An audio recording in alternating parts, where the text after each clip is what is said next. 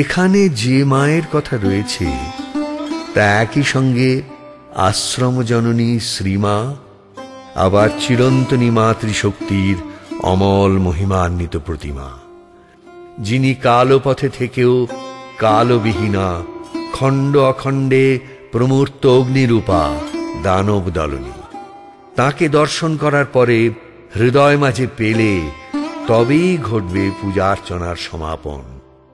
নিশিকান্তের বাণীতে রয়েছে সেই কথাই।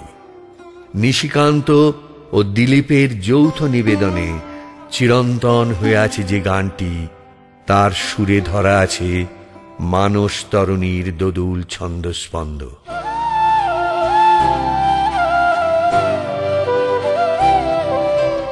পূজা আমার সাঙ্গ হলো, হৃদয়ে মাঝে তোমায় পেয়ে। পূজা আমার সাঙ্গ হলো, হৃদয়ে মাঝে তোমায় পেয়ে। পূজা আমার সাঙ্গ হলো, এখন শুধু চলছি পথে, এখন শুধু চলছি পথে, তোমারি গান গেয়ে গেয়ে। পূজা আমার সাঙ্গ হলো।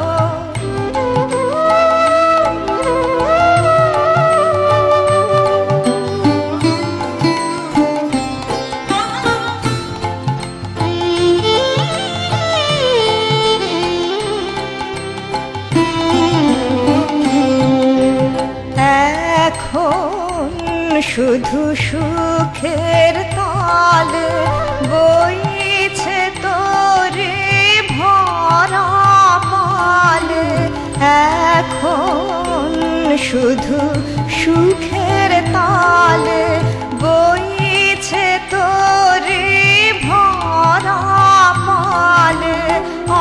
আপন ভুলে কুল কুলে,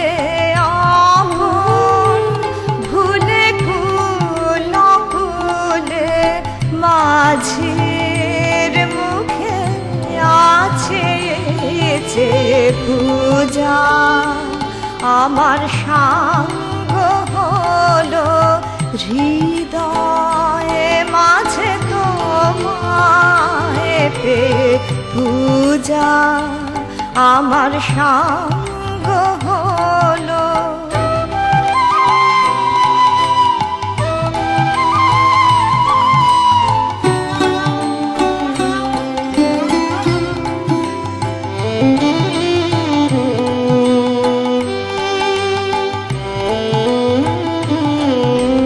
কান্ডারি যার সাথের সাথী, কি হবে তার পারাপারে।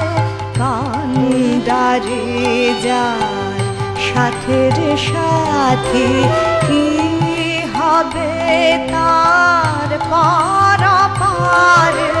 কি হবে তার দিনের আলোয়, কি হবে তার দিনের আলোয়, রাতের কালোয় অন্ধকারে।